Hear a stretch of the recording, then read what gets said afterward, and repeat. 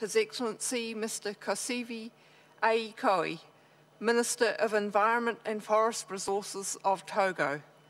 Your Excellency, you have the floor.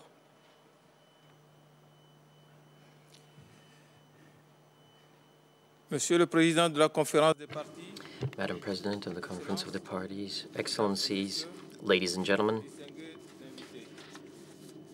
distinguished delegates, the 15th Conference of the Parties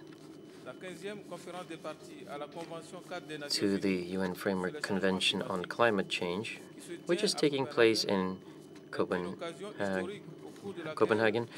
is a historic opportunity during which we expect important decisions related to the life, survival, and even the future of humanity.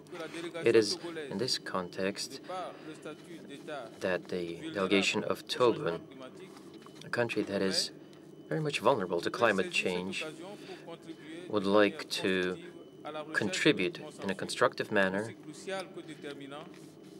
finding consensus which is crucial for the survival of the people of Togo, of all the people in the world, and of our planet.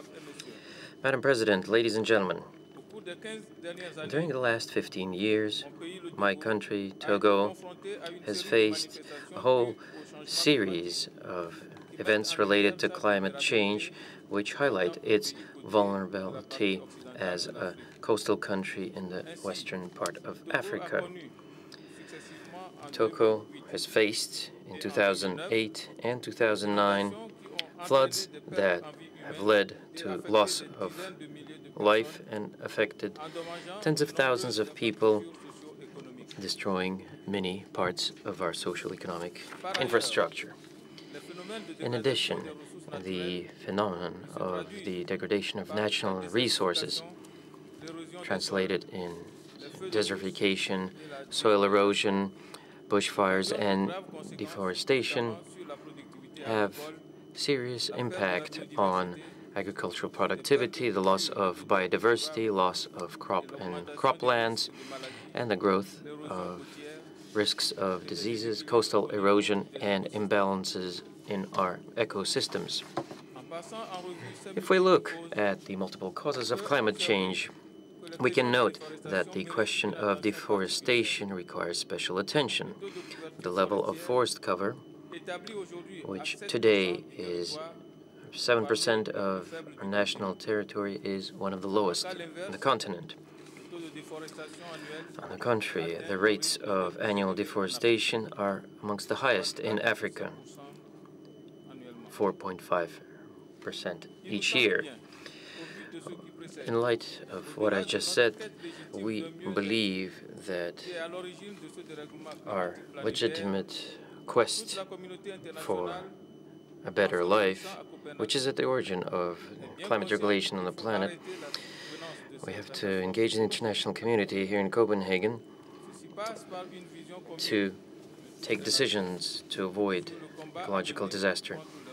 Here we have to have a common vision of all nations in this fight against global warming. A consensus, which would be reflected in an agreement, should, in the name of global solidarity, have industrial countries in line with the spirit of Kyoto to fix numbers related to the reduction of GHG emissions. And these commitments should also include financial mechanisms of support to developing countries suffering from climate change. Togo, the full support of His Excellency, the Head of State, Mr. Faure Gnassingbé, that I have an honor to represent here, reaffirms its commitment to make the question of global warming a priority. This is why, after the ratification of the UNFCCC on the 8th of March 1995 and of the Kyoto Protocol 2nd July 2004, Togo has elaborated, as part of its initial national communication, a strategy of fight against climate change, the implementation of which began through the National Action Program of Adaptation to Climate Change. that allows us to face the most urgent problem, is the drop of freshwater reserves, reduction of freshwater reserves, coastal erosion, drought, and floods.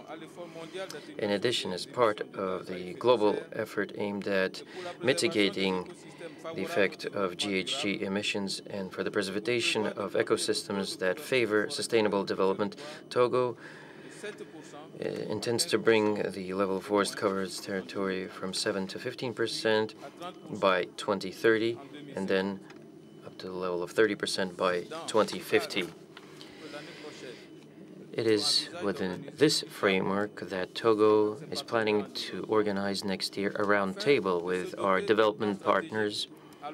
This meeting will take place before 2010 in order to elaborate a strategic plan which is long-term, and this should permit us to integrate all our actions related to reforestation, sustainable agriculture, and access to clean energy, especially in the rural area.